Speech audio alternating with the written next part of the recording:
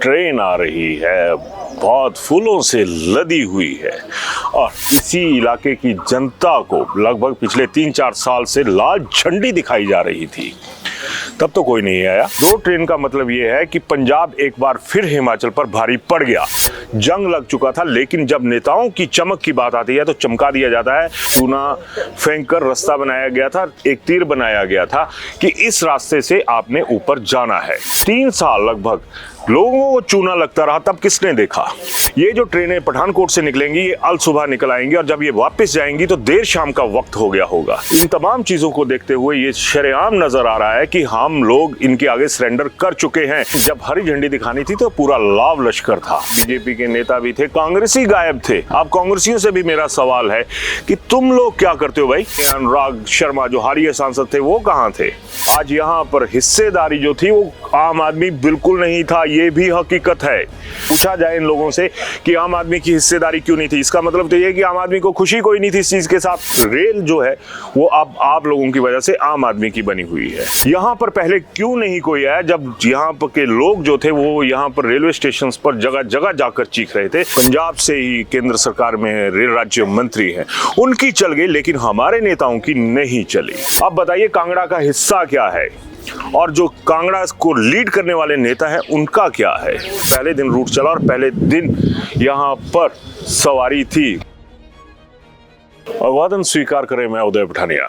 Train आ रही है, बहुत फूलों से लदी हुई है और साथ में जो 2 सांसद हैं हमारे, अनुराग ठाकुर और राजीव भारद्वाज, और उनके साथ 2 विधायक रणवीर निक्का और पवन काजल। ये आज उस वक्त नजर आए जब इस ट्रेन का उद्घाटन होना था या हरी झंडी दिखानी थी। लेकिन जब हरी झंडी दिखानी थी तो पूरा लाव लश्कर था, लेकिन इसी इलाके की जनता को लगभग पिछले 3-4 साल से लाल झंडी दिखाई जा रही थी। तब तो कोई नहीं आया और आज आए किस लिए? 2 ट्रेन चालू हुई और लगभग 10-12 ट्रेनें हैं जो इस रूट पे काम करती हैं, लेकिन 2 ट्रेन, और 2 ट्रेन का मतलब ये है कि पंजाब एक बार फिर हिमाचल पर भारी पड़ गया। क्योंकि जब पठानकोट से ट्रेन चलती है तो वहाँ पर शहर जाम हो जाता है, फाटक डाउन होते हैं और फाटक एक बार डाउन हुआ तो उसके साथ पूरा शहर जाम हो जाता है। ये भी हकीकत है, लेकिन इसी हकीकत की तरह एक और भी दूसरी हकीकत है कि रणवीर बिट्टू जो कि पंजाब से ही केंद्र सरकार में रेल राज्य मंत्री हैं, उनकी चल गई लेकिन हमारे नेताओं की नहीं चली। और आज एक लॉलीपॉप दे दिया गया कि 2 ट्रेन जो हैं वो यहाँ से शुरू हो गई और बकायदा पूरी पंप एंड शो से हुई। विशाल थोड़ा सा दिखाइएगा कि जंग लगी थी, ये जितनी भी पटरियां हैं, पुराने शॉट्स भी जोड़ लीजिएगा कि तब कुछ नहीं था, जंग लग चुका था। लेकिन जब नेताओं की चमक की बात आती है तो चमका दिया जाता है। आपको नजर आ रहा होगा कि थोड़ा सा पीछे जहां से इस कांगड़ा जो रेलवे स्टेशन है यहाँ के लिए जो रास्ता शुरू होता है वहां पर भी बाकायदा चूना फेंक कर रास्ता बनाया गया था, एक तीर बनाया गया था कि इस रास्ते से आपने ऊपर जाना है। और जब 3 साल लगभग लोगों को चूना लगता रहा, तब किसने देखा? आज बहुत सारी चीजें होंगी कि जिसमें ये कहा जाएगा कि चलिए शुरू तो हो गई, लेकिन उसमें भी एक फंडा है। ये जो ट्रेनें पठानकोट से निकलेंगी ये अल सुबह निकल आएंगी और जब ये वापस जाएंगी तो देर शाम का वक्त हो गया होगा और 2 ट्रेन जाएंगी पठानकोट, बकाया कोई ट्रेन नहीं जाएगी। अब बताइए हिमाचल का क्या दोष है? इन तमाम चीजों को देखते हुए ये शरेआम नजर आ रहा है कि हम लोग इनके आगे सरेंडर कर चुके हैं। अगर पठानकोट की बात करूं, जाम की बात करूं, कोई नया जाम नहीं है पठानकोट में। व्यवस्था का एक जो है वो जस की तस है, लेकिन आम आदमी को क्या मिला? यहाँ पर पहले क्यों नहीं कोई आया जब यहाँ पर के लोग जो थे वो यहाँ पर रेलवे स्टेशन पर जगह जगह जाकर चीख रहे थे? तब तो किसी को नजर नहीं आया। आज ये जब तमाम चीजें हो गई तो एक पूरे पंप एंड शो के साथ ट्रेन जो थी वो रवाना कर दी गई, 2 ट्रेन। अब बताइए कांगड़ा का हिस्सा क्या है और जो कांगड़ा को लीड करने वाले नेता हैं उनका क्या है?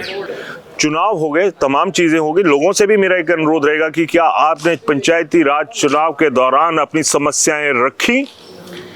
आप लोग इकट्ठे हो जाते हो, बहुत अच्छी बात है, लेकिन नेताओं का जो एकजुट होता है कि आप उसको तोड़ पाते हैं? बड़ी बात तो ये भी है कि जब पंजाब हावी पड़ जाता है 2 ट्रेन आपके लिए और सुनने में तो ये भी आ रहा है कि अभी तक इसकी टेस्टिंग जो है वो चली हुई है, मैं इसकी पुष्टि नहीं करता, लेकिन जब 2 ट्रेन निकलेंगी तो बकाया ट्रेन को क्या मुश्किल है। रेल जो है वो अब आप लोगों की वजह से आम आदमी की बनी हुई है। आज बड़ा अच्छा लगेगा सबको कि तमाम चीज़ें हो गई, 2 ट्रेन ही चल पड़ी, चलो चल तो पड़ी, लेकिन आम आदमी की कब चलेगी। तमाम चीज़ें ऐसी हैं कि यहाँ पर आज पूरा लाव लश्कर था, बीजेपी के नेता भी थे, कांग्रेसी गायब थे। अब कांग्रेसियों से भी मेरा सवाल है कि तुम लोग क्या करते हो भाई। यहाँ पर अगर ठीकरा फोड़ना हो तो भाजपा के सांसदों के सिर पे आप ठीकरा फोड़ देते हो। आज आपके सांसद भी हैं, अनुराग शर्मा जो हालिया सांसद थे, वो कहाँ थे। इसी तरह से जो कांग्रेस के बकाया नेता थे वो कहाँ थे। बीजेपी ने जो शो करना था वो कर दिया। आप लोगों ने क्या शो किया। आप आम आदमी के साथ खड़े होते हैं क्या कहीं पे?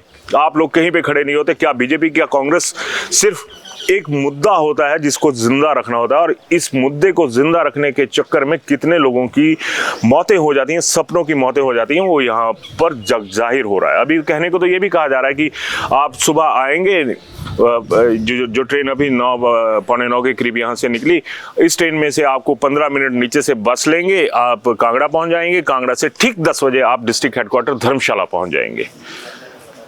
हद है, लीपापोती की भी हद है। और हम लोगों का, आप सोचिए कि हम लोगों का आईक्यू क्या होगा, क्योंकि हम लोगों को समझाने के लिए इतने कहूँ ना कि लच्चर वायदे किए जाते हैं, लच्चर तरीके से समझाया जाता है और हम लोग समझ जाते हैं। लेकिन आज यहाँ पर हिस्सेदारी जो थी वो आम आदमी बिल्कुल नहीं था, ये भी हकीकत है। क्योंकि जब 2 ट्रेन चलेंगी और पंजाब के इशारों पर चलेंगी तो हिमाचल की जनता किसके इशारों पे नाचेगी? आप लोगों के इशारों पे नाचेगी। और जब ऐसी चीजें आती हैं तो अब आप लोगों को सोचना होगा कि रेल भी रेल बना देती है और हम लोगों की रेल बनती है, आम आदमी की रेल बनती है, जो खास आदमी होते हैं उनकी रेल नहीं बनती है। आज क्या जो इंटेलिजेंस होता है उनसे किसी को ये जिम्मा दिया जाएगा कि पूछा जाए इन लोगों से कि आम आदमी की हिस्सेदारी क्यों नहीं थी? इसका मतलब तो ये कि आम आदमी को खुशी कोई नहीं थी इस चीज के साथ। आप लोगों को था कि हमने एक ट्रेन चला दी, बाकी ट्रेनें चल पड़ेंगी। तो जो ये गा गी वाला होता है ना कि हो जाएगा, हो चुका है, ये जब फ्यूचर टेंस चलता है ना तो उसमें हम लोगों का फ्यूचर कहीं पे नहीं होता है। और उसका उदाहरण ये लौह पथगामिनी है। और इसी तरीके से अगर आप ये तमाम चीजें देखेंगे, रेड कारपेट बिछा हुआ है और आम आदमी इसी पटरी पर, अगर मैं ये कहूँ ना कि तलवे घिसता घिसता बिल्कुल खत्म हो गया, वो नजर नहीं आया। इसी ट्रेन से एक और चीज आपको नजर आ रही होगी कि जो ट्रेन है वो पूरी पैक गई है, यानी लोगों को जरूरत है, यात्री हैं, लेकिन आप लोगों में इच्छा शक्ति नहीं है। सालों से आप लोगों ने इसे बंद करके रखा गया। आज पहले दिन रूट चला और पहले दिन यहाँ पर सवारी थी। विशाल थोड़ा सा पीछे दिखाइएगा, कुछ महिलाएं बैठी हैं, उस तरफ भी कुछ महिलाएं बैठी हैं। यानी यहाँ पर लोगों को सुविधाओं की जरूरत है, लेकिन नेताओं को जरूरत होती है अपनी सुविधा की, अपने वोटों की। और आप वोटों की मशीन हो, रहो मशीन बनकर। मत सोचिएगा किसी के बारे में। आप ये भी भूल जाइएगा कि आपके बच्चे किस तरह से पैदल यहाँ से जाया करते थे, कितनी बच्चियां कॉलेज नहीं पहुंच पाती थी, कितना क्या क्या होता था।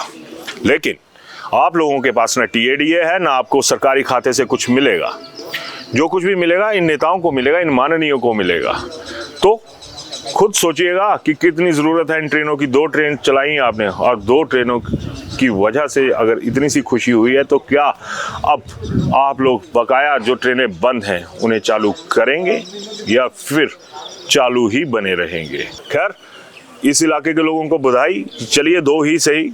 माननीय सांसदों को भी बधाई, माननीय जो विधायक आए थे उनको भी बधाई कि आप आए। लेकिन खुशी तब होती अगर वक्त रहते आप लोग आते। कोरोना काल के बाद ये जो थी ट्रेन बंद थी। आज भी यहाँ पर लोगों की सांसें ठीक उसी तरह से घुट रही हैं जिस तरह से कोरोना में हम लोगों की दम घुटता था। खैर, आज़ादी मुबारक हो और जो ट्रेनें मिली हैं वो भी मुबारक हो। अपनी राय मत दीजिएगा, सोचिएगा कि हम लोग कहाँ पे हैं, किस तरह से गुजर बसर हमारा हो रहा है। धन्यवाद। घर में पड़ा पुराना सोना अब काम आएगा, चाहे किसी भी जूलर से लिया हो। बुद्धा वलन सन्स जूलर्स में लाइए और पाइए सबसे बेहतर एक्सचेंज ऑफर। पुराने गहने दीजिए, नए गहने लीजिए, पूरी ईमानदारी से, बिना किसी झंझट के। बुद्धा वलन सन्स जूलर्स, पालमपुर, जहां पुराना सोना भी पाता है नई पहचान। Welcome to Sumer Hotel, your gateway to the beauty of the Himalayas. Nestled in the serene hills of Sarahan, Sumer Hotel offers the perfect blend of comfort, elegance, and breathtaking mountain views. Wake up to spectacular sunrises, relax in spacious and beautifully designed rooms, and enjoy every moment surrounded by nature. Whether you're planning a family vacation, a romantic escape, or a peaceful retreat, Sumer Hotel provides an unforgettable experience. Indulge in delicious cuisine, warm hospitality, and world-class comfort. Discover the charm of Sarahan.